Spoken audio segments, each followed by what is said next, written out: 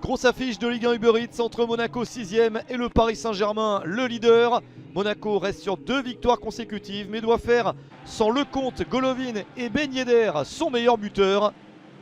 Le PSG reste lui sur 8 victoires de suite et détient la meilleure attaque et la meilleure défense du championnat. Marquinhos et Neymar sont notamment sur le banc. Le PSG prépare son match au Parc des Princes contre le RB Leipzig en Ligue des Champions, une rencontre décisive. Et quoi de mieux pour préparer ce match important que de s'imposer encore une fois en championnat. Ça commence parfaitement avec Kylian Mbappé à la 25e minute. 8e but de la saison pour Mbappé, bien lancé par Di Maria. Ça lui fait 98 buts sous les couleurs du Paris Saint-Germain. Il égale Mustapha Daleb comme 5e meilleur buteur du Paris Saint-Germain.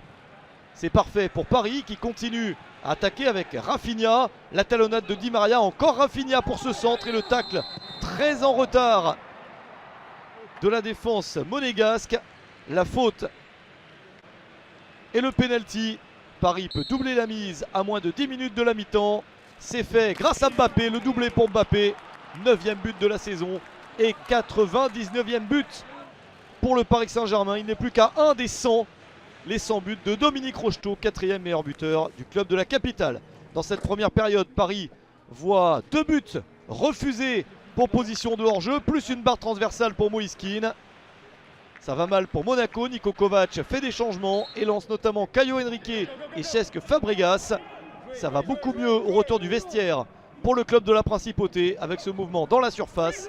Le ballon un petit peu confus et c'est conclu par Kevin Folland. L'attaquant allemand réduit l'écart à la 52e minute et relance son équipe. 3e but de la saison pour lui. Le PSG est décontenancé et Monaco continue à trouver des espaces. Encore une confusion dans la surface de réparation. L'action n'est pas très nette.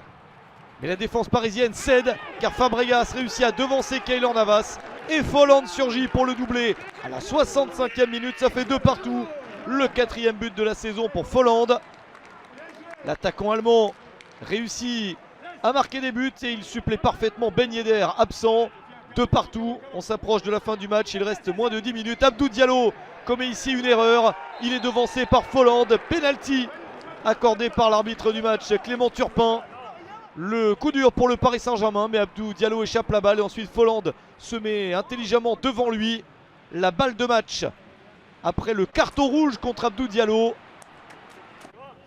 La balle de match pour Cesc Fabregas, 84e minute. Le premier but de la saison pour la star espagnole. Il n'avait pas mis le moindre but la saison dernière, il en avait mis un en 2018-2019 et il met ici un but capital après sa passe décisive sur l'action précédente. Monaco a réussi à renverser le match et s'impose 3-2 contre le Paris Saint-Germain.